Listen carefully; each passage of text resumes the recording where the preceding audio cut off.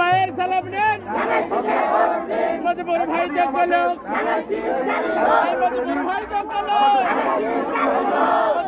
অহংকার করি, গর্ববোধ করি আমাদের দলের ভারপ্রাপ্ত তারেক রহমান সাহেবের জন্য, যিনি লন্ডনে বসে এই সরকার পতনের আন্দোলনকে ত্বরান্বিত করেছে, তার কৌশলের কাছে, রাজনৈতিক রণকৌশলের কাছে ওই ফ্যাসিস্ট সরকার পরাজয় বরণ করতে বাধ্য হয়েছে। বন্ধুরা আমার,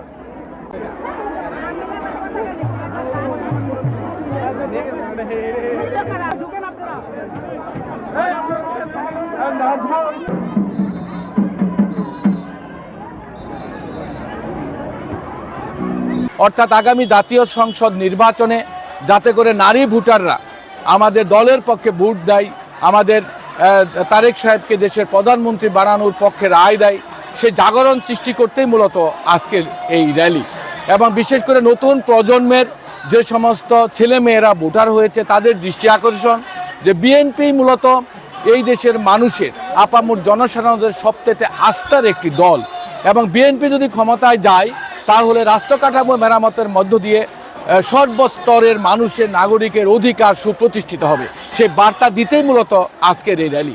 আগামী জাতীয় সংসদ নির্বাচনে একটা পজিটিভ একটা প্রভাব ফেলতে পারে সেই লক্ষ্য নিয়েই মূলত আজকের আমাদের উপজেলা এবং পৌর মহিলা দলে বিশাল আয়োজন করেছে। আমি দেখে নিজেই অভিভূত যে কিভাবে এত হাজার হাজার নারী এবং মা বোনেরা এখানে জড়ো হচ্ছে। ইনশাল্লাহ আমাদের এই গাজীপুর 1 আসন বিগত 35 বছর আমরা পাইনি।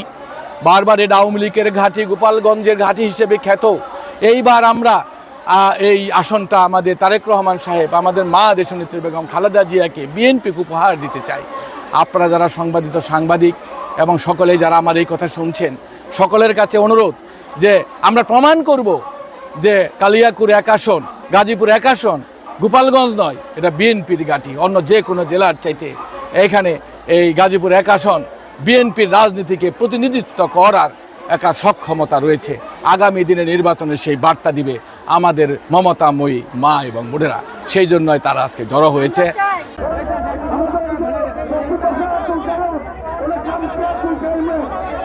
আমাদের সামনে সংসদ নির্বাচন, সেই সংসদ নির্বাচনকে কেন্দ্র করে আমরা নারী ভোটাররা সবাই একত্রিত হয়েছি এবং আমরা গাজীপুর 1 আসন থেকে মেয়র মুজিবুর রহমান ভাইকে এমপি হিসাবে দেখতে চাই এবং কালিয়াকুর গাজীপুর 1 আসনের সকল মা বোনদের সকলকে জাগ্রত করতে চাই এবং সকল মা বোনদেরকে আমাদের বিএনপির দিকে অগ্রসর করতে চাই।